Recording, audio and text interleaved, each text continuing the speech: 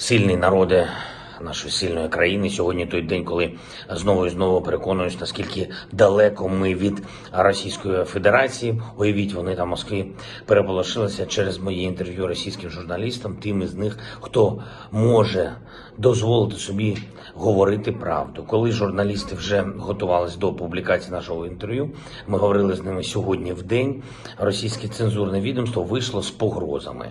Так і написали: вимагають відмовитись від публікації розмови. Це було би смішно, якби не було би так трагічно. Знищили свободу слова в своїй державі, намагаються зруйнувати сусідню державу. Зображають себе глобальним гравцем, а самі при цьому бояться відносно короткої розмови з кількома журналістами.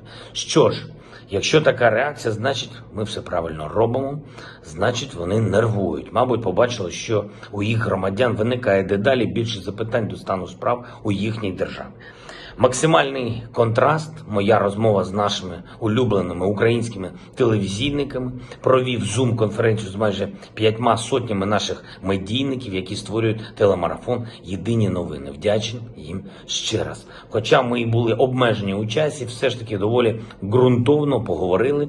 Відчувається, що усі дбають про Україну, дбають про нас з вами, дбають про наше майбутнє. Занотував собі багато запитань і пропозицій. Усі обов'язково опрацюємо. Сьогодні ж підтримав глобальний марафон заради миру в Україні, не тільки, до речі, телевізійний, ще й у десятках міст у всьому світі люди зібралися на підтримку нашої держави, приємно, на підтримку свободи, вражаюча кількість людей на площах Європи та інших континентах. І це надзвичайно важливо, бо коли люди на площі, політики вже не зроблять вигляд, що нібито не чують нас з вами, не чують Україну.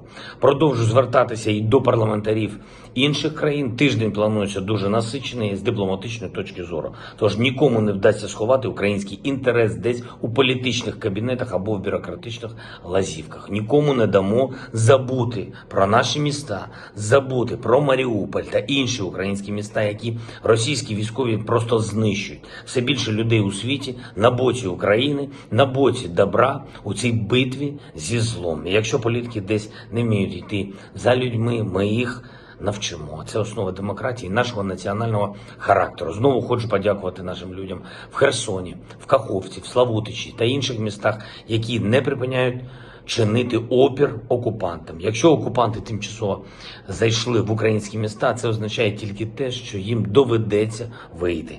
І тим феноменальним дурням, які намагаються співпрацювати з російськими військовими, я хочу нагадати, що вони і своїх-то кидають. Що ж вони зроблять з чужими зрадниками? Сказав би їм: подумайте, але знаю, що думати таким людям нічим. Інакше і зрадниками б не стали. Звичайно, будемо працювати на тижні заради нових санкцій проти Російської Федерації, проти їх агресії, які потрібні доки російські війська залишаються на території України.